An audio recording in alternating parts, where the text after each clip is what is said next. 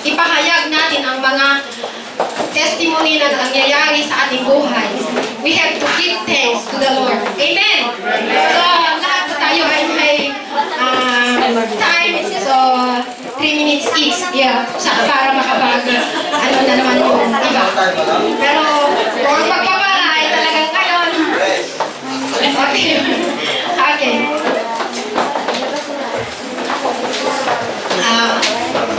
Magpapasalamat po ako sa Panginoon kasi finally, nandito na yung tarjeta ko. So, thanks God kasi despite sa mga pinagdadaan kong obstacles, God is faithful. So, I want to give up the glory and honor and thanksgiving to God. Amen.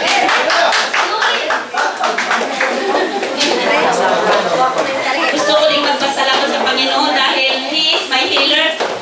Noong isang gabi talagang hirap na hirap ako matulog dahil parang punong-puno ng dibdib ko ng hima. Pero praise God for the prayer yesterday and ngayon nakapag-worship na ako, so I give God the glory and honor. Praise the Lord!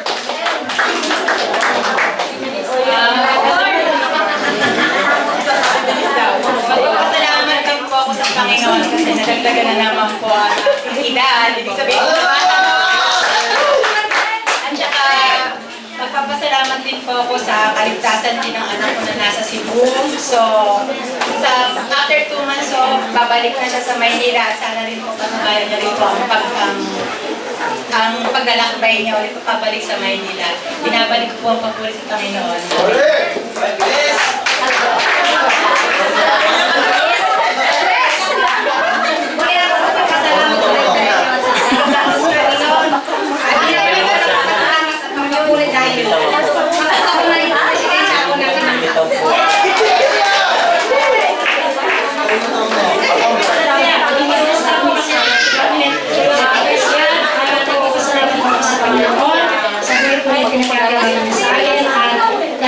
Sana namin mag-asawa. 9 years po kami grade 18 po inayos ng Panginoon dahil hindi po kami kinasal. Hindi po namin alam na magpakasal po kami dahil bata. Hindi pala inaproban ng munisipyo. At nung may pakasal din ako sa simbahan, hindi kami tinanggap because underage, sabi nila, mag-iibalay din yan, isang linggo lang yan.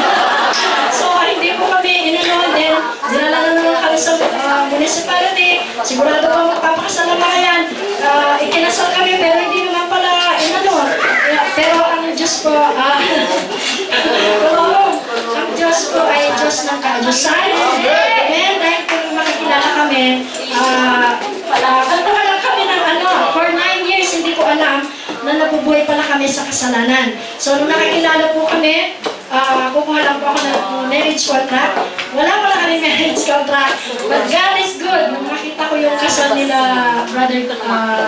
Sister Wendy, parang dahil nakita ko sa testimony is provided ng Panginoon dahil wala rin silang pera. Naalala ko rin, the Lord provide me in one way. Bigla akong kinasal at nagpapasalamat ako ngayon for 18 years plus 9, 27 years kami na mag-asawa. And I praise God, hindi kami naghiwalay. Although maraming trials and I praise God sa buhay niya because He always keep praying for me and God is good. So God is good all the time. Salamat po sa Panginoon. Amen.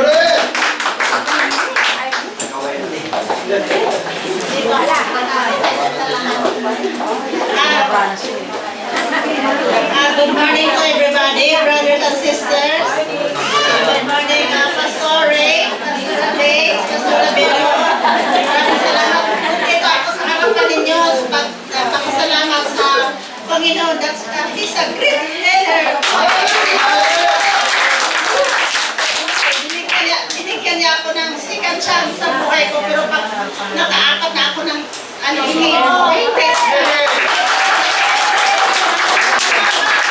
salamat sa mga kapatiran, sa lahat ng mga kapatiran na nagtulong sa akin at suporta.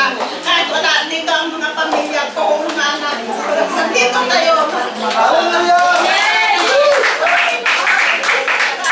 Maraming salamat sa inyong lahat at sa pagsuporta lahat sa amin. Lahat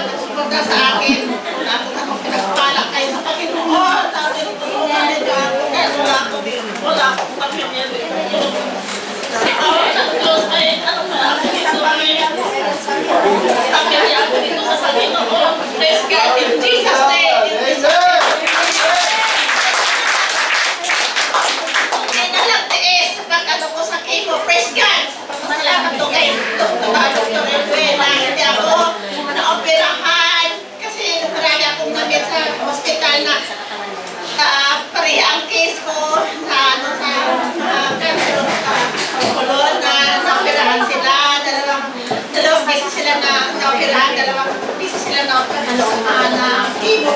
Praise God in Jesus' name!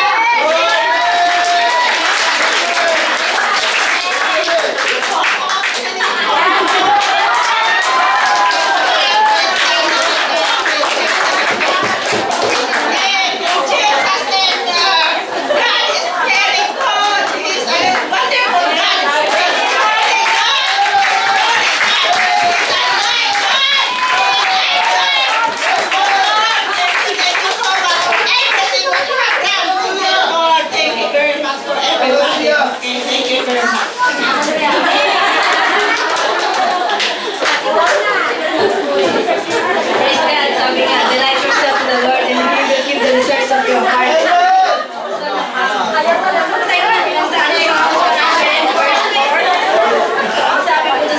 Sabi na pumasok sa kanyang templo na ang puso ng diriwang. Banal. Papasalamat po po sa lahat sa answered prayer na ginawa ng Panginoon sa buhay ng kapatid ko na nandito ngayon. Salamat sa mga prayers na talagang nakikita ko talaga at nakita ko na yung prayers natin is powerful. Salamat, alam ng Panginoon sino mga tao yun. Salamat sa mga hindi magbintang din sa tuwing hihingi ako ng prayer request. At talagang nilulog ko siya sa Panginoon. Talagang pinag-fasting ko talaga siya. Sabi ko, Lord, ikaw lang pwedeng gumawa ng paraan. So, salamat. Glory to God. Ako rin magpapasalamat sa Panginoon. Papasalamat din po ako po sa Panginoon dahil nagdaraw din po kami ng 24th anniversary kahapon. Kaya ano po yung mga programa na pinagdaanan namin. Pinagpasa namin. Kaya maraming salamat po Panginoon. Amen!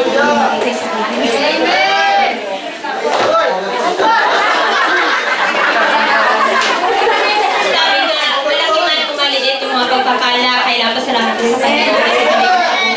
So, nagpapasalamat ako sa Panginoon dahil napakabuti niya, dahil yung pinapipray ko sa anak ko na knowledge and wisdom, talagang binigay ng Panginoon. Talagang lahat ng subjects na perfect. Wow! Sabi ko, isa pa pinapipray ko magiging scholar siya in the future sa high school. So, I give back all the glory and praises to God. Nagpapasalamat po ako sa Panginoon sa araw nito na birthday ko. Nagpapasalamat po ako kasi every year na dinadagdag ng Panginoon sa akin, every more blessings din po na dinadagdag po sa akin. So maraming salamat sa Panginoon.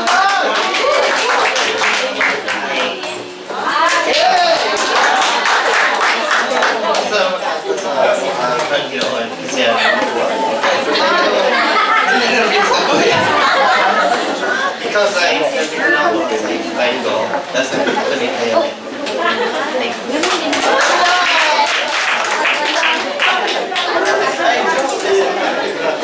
Praise God. Pinapasalamatan ko sa Panginoon yung buhay ko. Glory to God. Every time, nandito ako sa harap ko nagabahan ako na naiiyak. So, pasensyahan nyo na. Meron lang ako i-share. Dapat lasa din ko i-share kasi wala ako ito. Bilis lang. Yun nga, sabi nga dapat ko lang i-share. So I have a dream. Sa hindi naman natin ikaila, lahat tayo, huwag mo nandidistak. Lahat tayo may kanya-kanyang pinagdadaanan at meron tayong sariling mga kasalanan na hindi naman natin na ibahagi sa lahat kagaya nito. Hindi natin kailangan. So, I praise God kasi meron akong someone na I trust na pinag-share ko. So, sabi nga, you don't have to hide everything. Dapat i-ano mo siya. Repent mo siya sa Lord and then you have to someone na ma-accountable na ibang share mo at ipag-pray ka. So, praise God kasi wala na akong tinatago sa sarili ko. Correct. Na-release ko na lahat. Amen. Yun nga, sabi sa Bible, sa John 10:10, ang kalaban daw ay,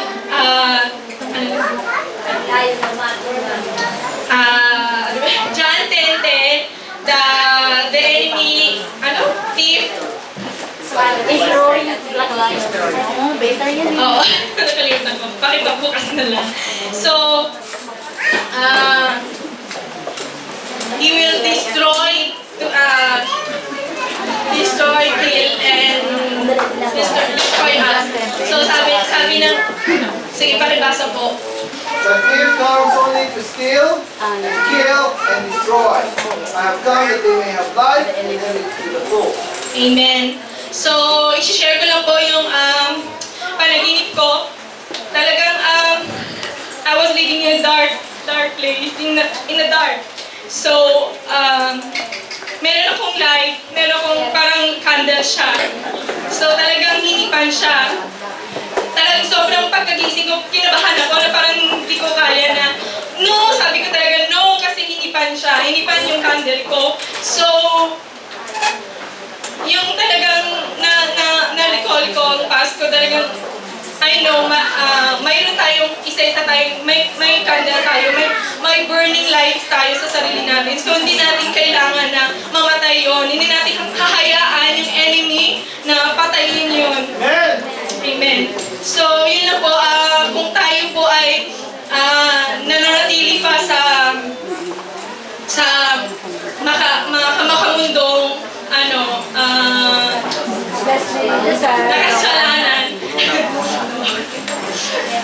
So, kailangan nating paglabanan yon. Hindi lang to, para ang dream ko para sa akin yon. So, sinishare ko, baka meron din kayo na magkaroon din kayo ng idea na hindi natin hayaan ang sarili natin sa dark.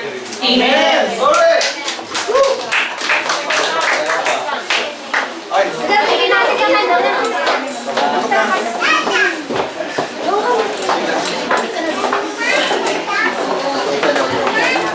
Good morning. Papasalamat ako sa wedding linggo. Support ng church. Hallelujah. Napakalaking blessing dahil lahat bilhin ng Panginoon. Faithful sa papa ko na hindi ko talaga respect na magiging ganon, na kapayak din siya, ganon. Tapos maraming tao na na-touch. Saka sa bahay, yun, sabi ko na binugo talaga ng Panginoon sa family. Sabi ko, hindi ba siguro sa inisip ko kasi medyo sabi ko sa family namin hindi ganun normal, no? Alam niyo na, pero by spirit ng Panginoon, pagmamahal, nakikita doon, pagmamahal, unity, sa pagmamahal niya, sa spirit ng pag-ibig. Papasalamat ako dahil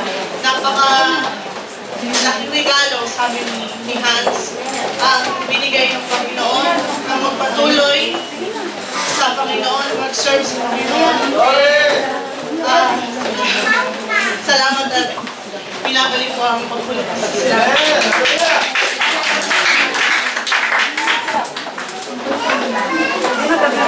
Magandang umaga po sa inyo lahat, mga kapatid.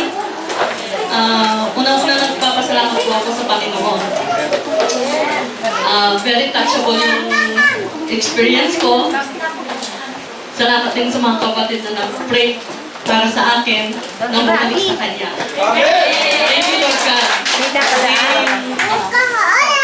Ngayon nga kagabi na sa Bible study, na-share ko na naligaw ako ng landas. Sabi ko, Panginoon, naramdaman ko sa sarili ko, humiwalay ang espiritu ko. Hinanap ko, sabi ko, bakit ganito, Lord? Sabi ko, may kapatid ako, sabi ko, naglilingkod sa'yo. Hinahanap ko siya. Na-feel ko na parang nag-iisa ako sa mundo. Sabi ko, Panginoon, kailangan kita, sabi ko. Kaya, I need your Holy Spirit, Lord, sabi ko. Alam ko, mahal mo ko, hindi mo ko pababayaan, sabi ko. Puro tanong, sabi ko. Puro problemang dumating sa akin dahil kasalanan ko rin. Sabi ko, gusto ko na magbago, Panginoon. Sabi ko, yung time na yun na para akong mababaliw sa sobrang pag-iisip. Alam, ang dami kong problema. Not only for financially. Sabi ko, Lord, I need your Holy Spirit. At gabayan mo ako ng imbalan na dugo ang siyang lumari sa aking dugo. Ganon din po ang aking pamilya, lalo ng aking mga anak.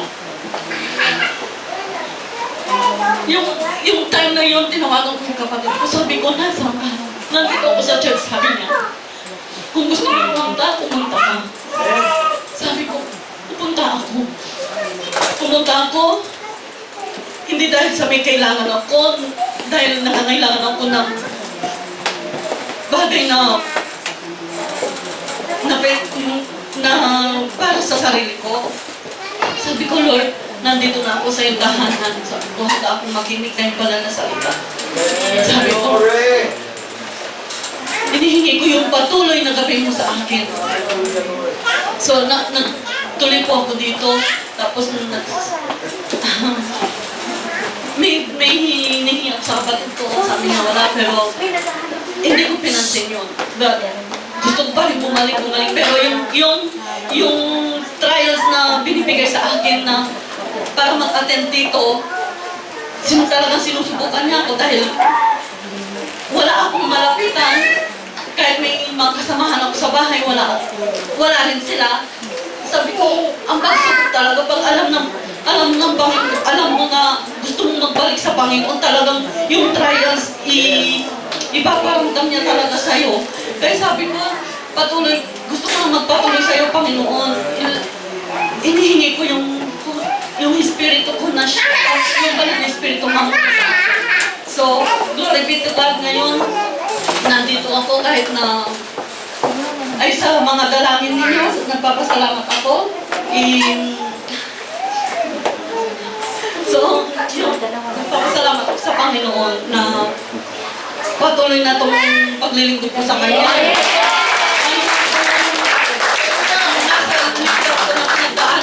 I want to, gusto ko na halimun. Just I must prayer to be strong. Maglikod sa Panginoon.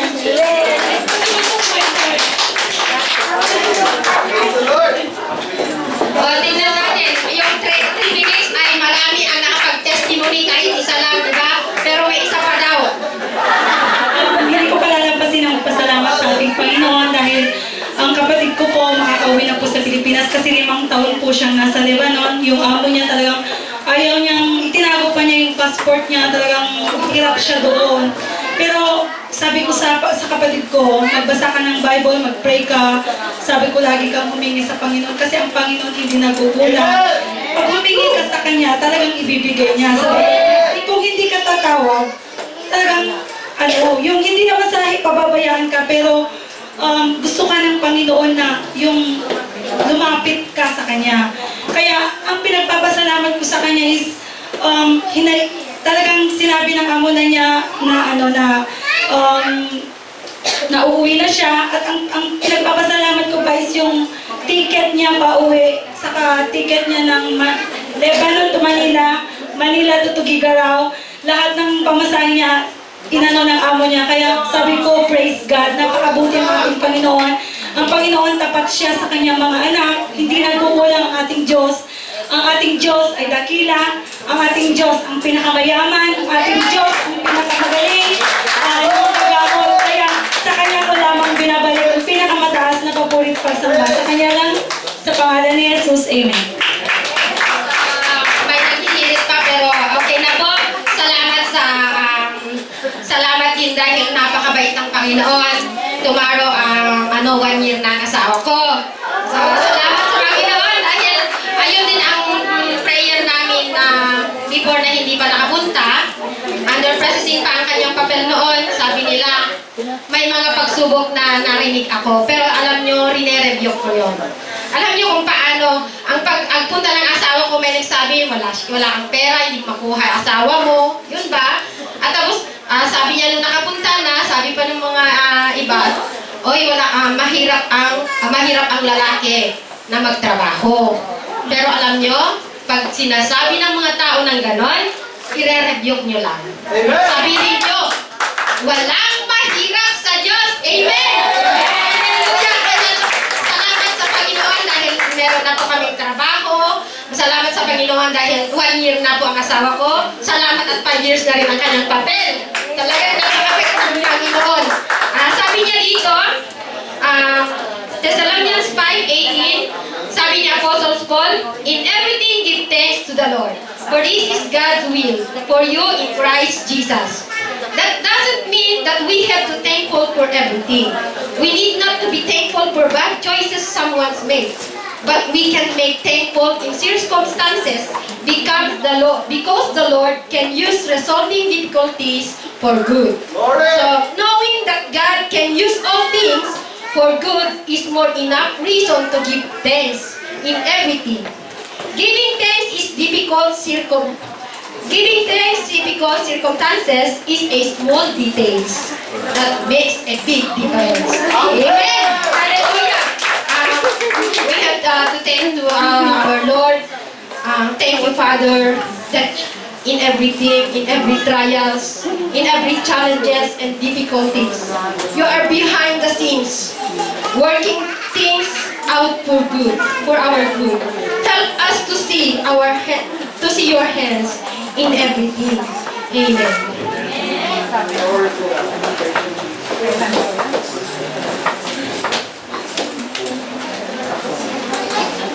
Praise God. Pasalamat din po ako sa Panginoon dahil ito po yung araw na inooperahan ako sa ospital. Ayun na po yun. Happy birthday, Leslie. I love you so much. Lagi po, Baba. Praise God. Ito na po yun. Napapakinggan ko po yung mga testimony nyo talagang super ang dating. Makakalas po kayo. So, dadako po tayo sa pagbibigay. Nakikita po natin ang testimony natin kung paano tayo binibigyan ng Panginoon. So, magbigay din po tayo doon. So, saan po natin ang Marcos 12, verse 41 hanggang 44. Basahin mo na lang po. Umupo si Jesus sa tapat na hulugan ng mga kaloob doon sa templo. At pinagbasdan ng mga taong naghuhulog ng salapi. Maraming mayayaman naghuhulog ng malalaking halaga. Lumapit naman ang isang babaeng balo at naghulog ng 2 pusing na katumbas ng isang pera. Tinawag ni Jesus ang kanyang mga alagad at kanyang sinabi, sinasabi ko sa inyo, ang dakhang ang balong iyon ay naghulog ng higit sa kanilang lahat, sapagkat ang iba'y nagkaloob ng bahagi lamang ng hindi nila kailangan. Ngunit ibinigay ng babalong ito ng dukhang-dukha ang buo niyang ikabubuhay. Prescal, kung tutusin pa, no, yung pag dumarating po yung ating mga income, pagbuwang ng 30, marami po talaga tayong iisip na padadalhan, magbabayad ng bahay, mga kailangan sa bahay, halos nauubos po yun. Pero, itong babaeng balo, wala po siyang hanap buhay. Kasi balo siya. Itong babaeng balo, sayang na ka na. Wala po siyang hanap buhay, pero ibinibigay niya pa rin yung pusing na kanyang kailangan. Na ibibigay na kailangan ibigay ng pagkain niya, pero ibinibigay niya pa rin. Doon po nakita, alam po ba ninyo na nakikita ng Panginoon? Kasi sabi niya rito, sabi niya, umupo si Jesus sa tapat ng hulugan ng mga kaloob ko ng templo at pinagmasdan ang mga taong naghuhulog So nangangahulugan, ang Panginoon, nandito siya na nakikita tayo kung paano tayo nagbibigay din.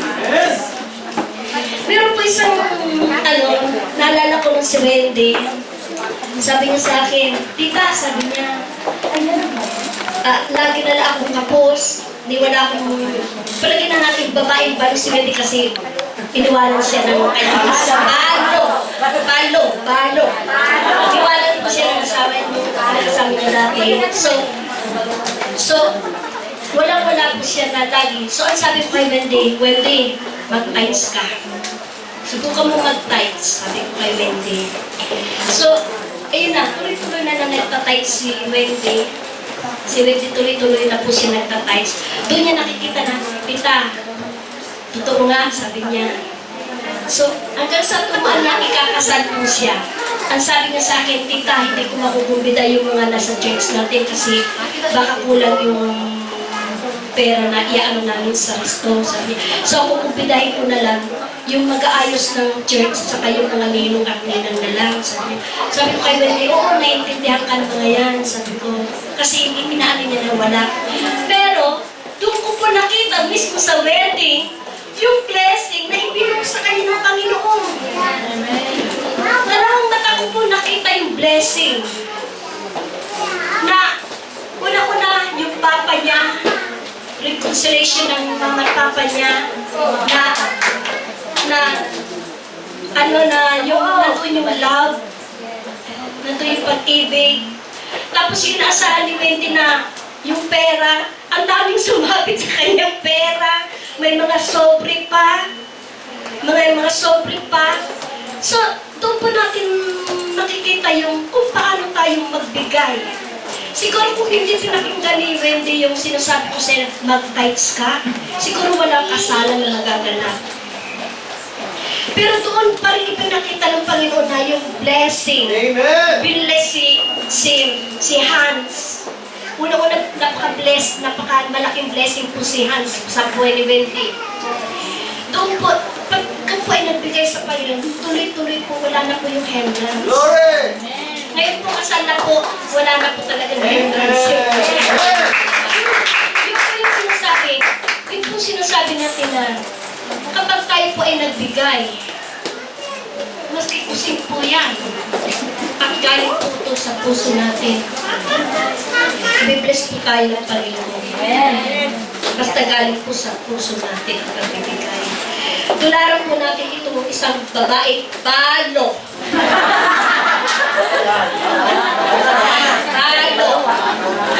Tingnan po natin ito sa babae, balo na kung paano siya nagbigay galing po sa puso.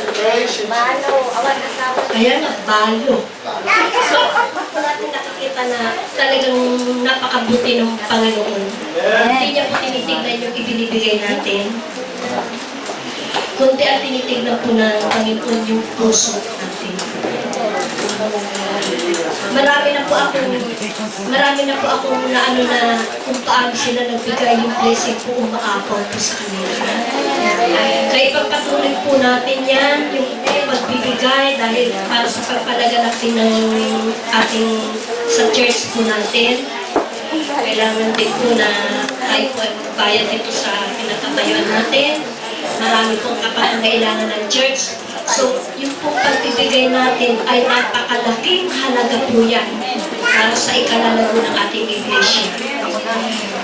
Kung paano kayo sinusuportahan ng Panginoon, ganun din po, suportahan din po natin ang church natin, nating kinatatayuan.